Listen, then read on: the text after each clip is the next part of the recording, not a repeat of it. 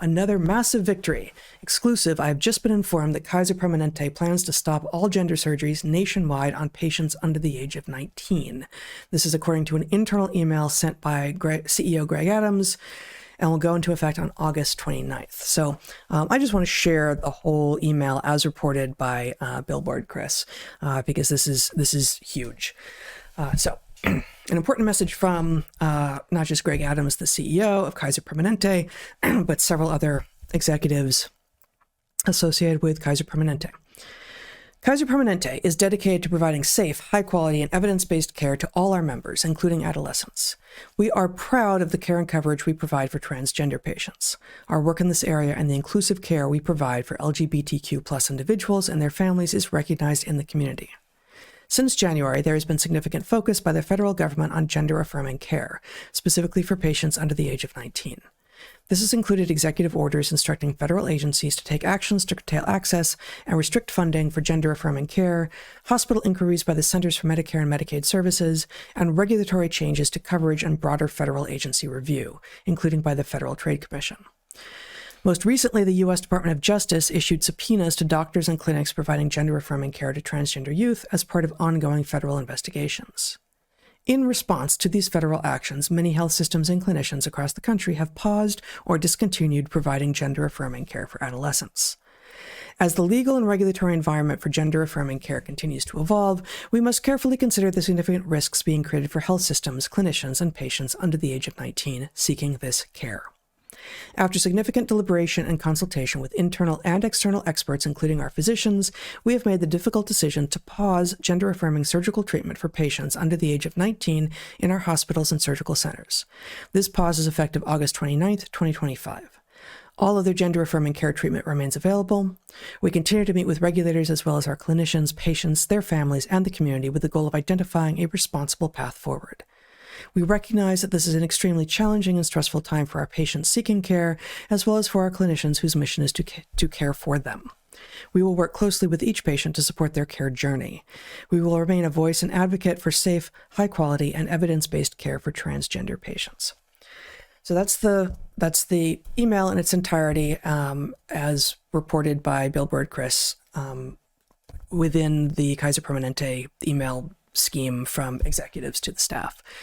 And I wanted to point out that this was happening, which is great news at one level. Of course, a pause probably just means that they, unless the tide turns on public sentiment more obviously, under a different administration, this would be reversed, presumably.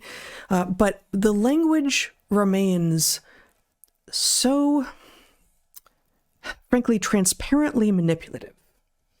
Care, affirmation, specifically, and there are others. But and you already presaged this when we were in the beginning of the episode. Gender affirming care. It's not caring to do this to people who are confused about what their feelings mean about what reality is.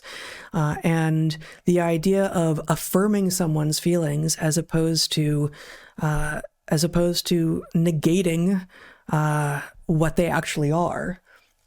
If it was called, if it was given the name that is actually more reflective of reality, which is to say sex negating surgeries, and I wouldn't use the word care at all, then it would have had a harder time getting purchase in the hearts and minds of Americans in the first place.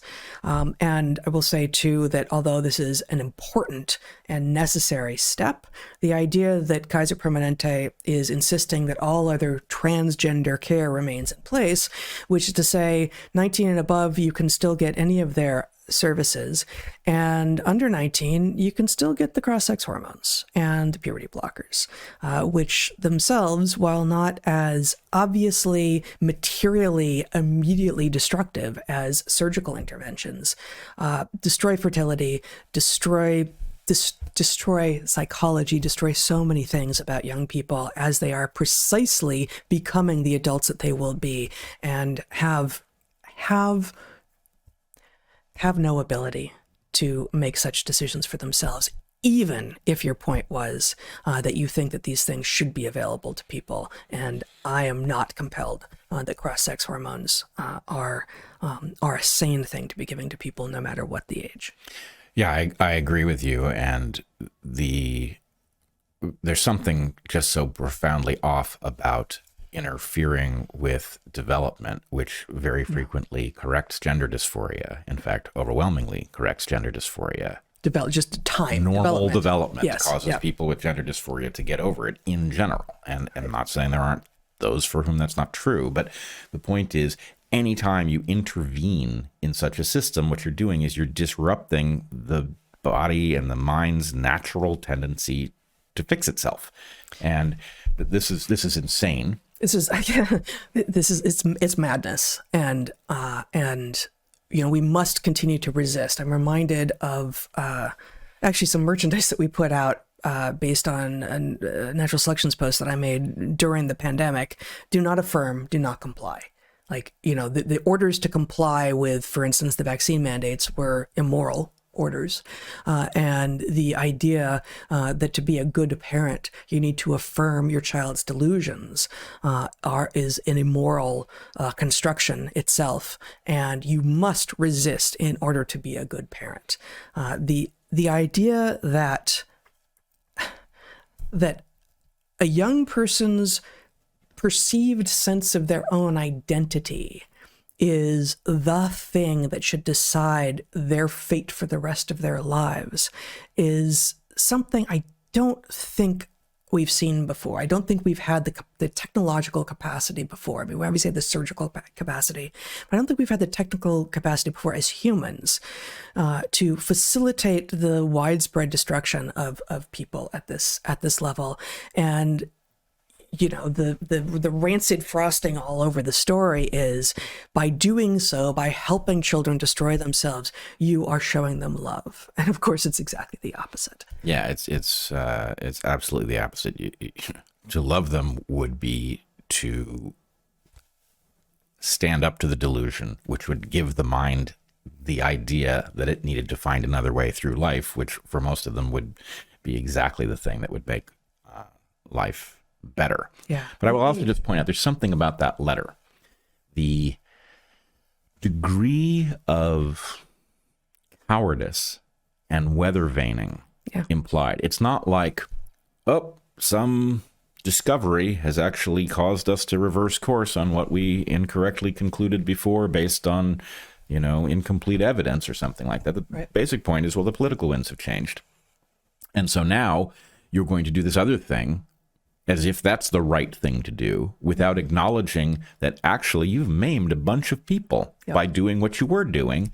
And as you point out, they've left themselves complete flexibility. They've paused it.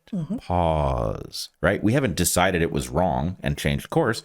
What we've done is paused it, and we may unpause it if the political winds shift in the other direction.